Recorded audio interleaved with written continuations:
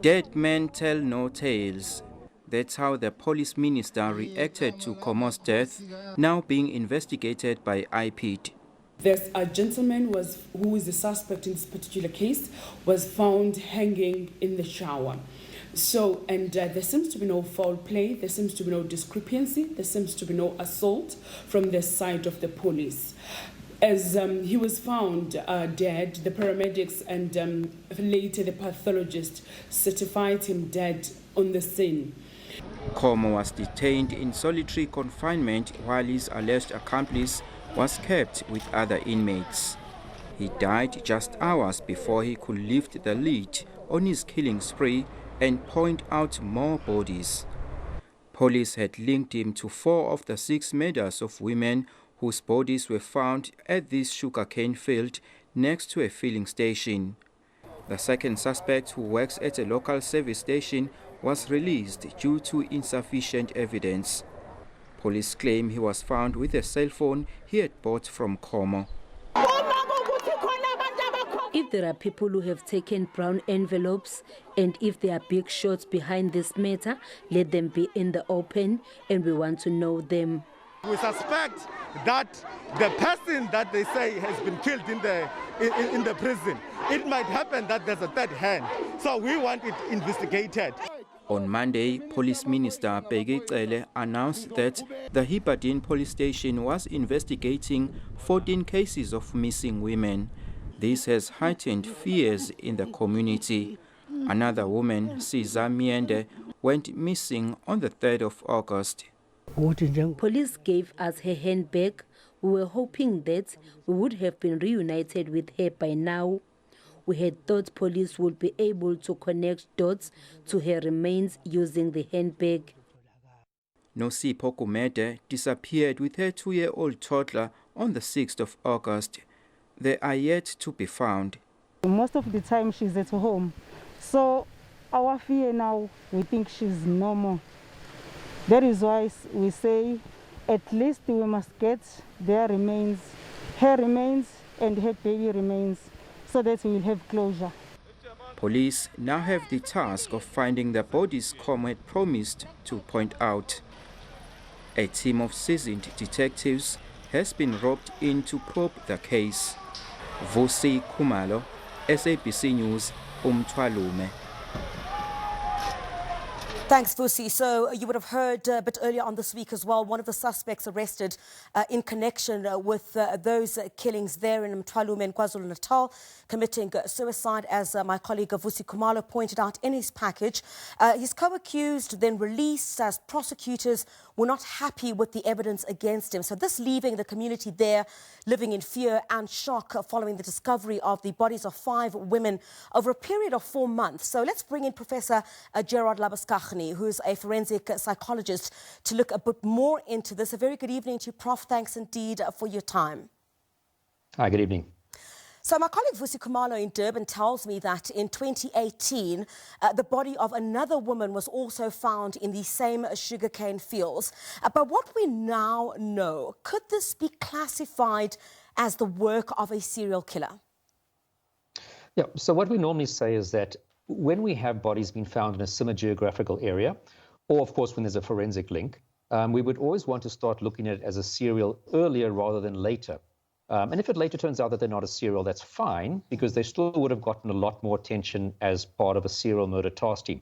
So reacting quicker from a policing point of view is good. When you release it to the public that this is definitely a serial, you might want to delay that a little bit. I mean, the suspect who committed suicide is believed to have been the main suspect in this matter. Now, you have the second accused also released due to insufficient evidence. What happens in cases such as this? Because it's obviously, it does hamper justice for the victims and the families themselves. Yeah, look, it's never great when a suspect commits a suicide in police custody, and that should not have happened, any kind of suspect. Yeah.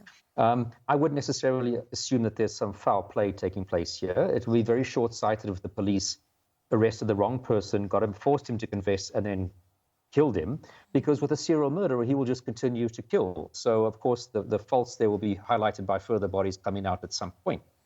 So it's very disappointing. It's not a success in that regard. Although people emotionally might feel happy that the guy killed himself, we're robbed of the opportunity for a thorough trial to take place to find the full extent. And 100%, you cannot assume that these 5 bodies initially found are the only bodies by the suspect. You have to look historically in that area. You have to look where the suspect used to live in the past 5 or 10 years to see if they're not bodies that could be linked to him. He might have started with raping women and then moved into raping and murdering. So definitely his DNA should have been taken and submitted to the forensic science laboratory to see if that DNA can be linked to other cases. So the fact that he's dead is definitely not, in my opinion, the end of anything. We always say that the arrest is almost the start of the investigation because you have to follow up on all these outstanding leads. The deceased was obviously still an accused. He didn't have the opportunity to appear in court. But what goes on inside the mind of someone who would rather resort to killing themselves rather than face the law? You know, we've seen this with other types of cases. I've had even serial murder cases in Johannesburg where the suspect committed suicide in police custody. So suicide in police custody, thankfully, is relatively rare, but again, it should never be happening at all. We don't know what exactly makes one person become a serial murderer, for example, and that is something that is very unique to their own development, which is usually why they operate by themselves. To find someone who shares a similar fantasy or drive is very difficult. But we typically say it's about power, control, revenge, and of course some other hatred that's developed towards women for whatever reasons this individual may have had. And of course we don't have the opportunity to interview him to get that information. And what then would be the psychological impact for the families of the victims? Well, again, like I said, although emotionally many of us might say, great, he killed himself, we don't get the thorough opening up of the full extent of what happened, and sometimes their own testimony at the courtroom or sentencing, which really perhaps gives the families a better idea, and of course a more proper closure as to what happened. So what will happen now is, as I said, hopefully the police will still continue their investigation to find any cases linked to this individual. All the cases will ultimately be presented to a magistrate for an inquest, which, yes, there will still be some finding over the cases where the magistrate might say, yes, there's enough evidence to conclusively say person X is the suspect. It will still give some closure, but not the same kind of closure as a thorough trial. And how does an investigation of this nature then move forward? Because I do understand that there seem to have been more bodies that would have been pointed out by the accused at the time. How does an investigation of this nature then move forward, where you have the deceased now who's believed to have been the main suspect in this matter, the second, of course, having to be released as a result of a lack of evidence, and the police, I guess, having to start from scratch? In some senses, yes.